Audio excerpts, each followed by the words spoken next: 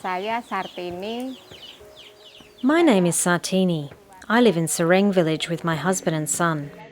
Sureng 1, Purwodadi.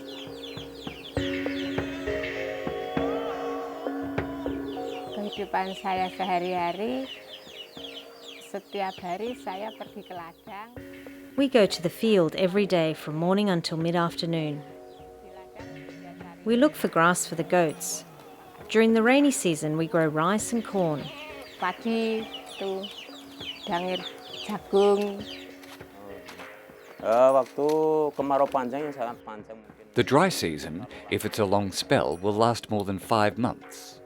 Before, to anticipate the water shortage, we would only take a bath every 2 days. As farmers, we kept goats, and often we would have to sell our goats to buy water. Whenever I recall how it was back then, it really breaks my heart.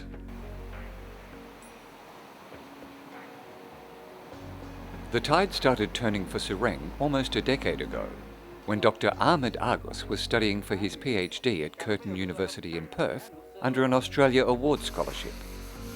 His lecturer encouraged him to tackle the problem of how to provide power to remote communities scattered across Indonesia's 17,000 islands. The technology that I worked for my PhD was about hybrid power system, and then adapted to this special location where water is the highest priority. So we bring the technology to provide water. The system he developed, together with fellow students, won an International Engineering Award. And the prize money gave him the chance to finally ease a burden that Dr. Agus had carried with him since working as an intern with the Indonesian government in 1998. I was deployed for 9 months in the region like this one. In fact, I learned how hard life is, how hard life was kind of remote rural area. I learned how the natural changes from wet season to dry season, and how water just disappear. Now, working as an engineering lecturer, Dr. Agus devised a practical course for final year students where they help communities like Sereng with building and maintaining solar-powered water pumping systems based on the award-winning design. They are come from different background: engineering, social science, medicine, and agriculture, and others. They live together with the local community, and then they start to mingle with local community, thinking about how to solve the problem with the local community. Back in Sereng, water is now available closer to people's homes, and it's more reliable year-round. This saves people time in fetching water and money in paying for expensive water tankers. And we knew that the water is a basic needs. Once we can provide the basic needs, then people can start to think about other things. They can start to think about how to generate income, additional income from activities like entrepreneurship and others. Ada waktu luang sekarang itu saya gunakan untuk membuat. Now that I have more time, I produce banana chips. I sell the chips at the food store, but some people buy them directly from my house.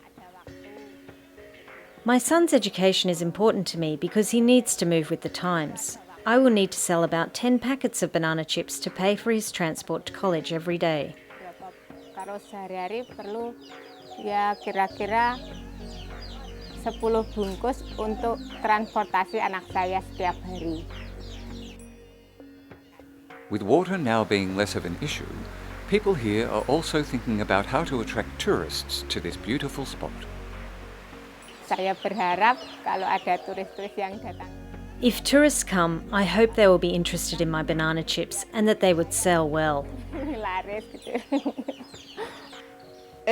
If we can provide more this kind of activities, business and others, hopefully develop and flourish. Hopefully youngsters start to think about choice to stay here, to work here, to develop here, to also to participate in the development in the location. The Ministry of Public Works were so impressed that they adopted Dr. Agus's system and are now coordinating a network of 10 universities to replicate it. What started as a PhD project in Australia has now grown into a huge potential for people across Indonesia.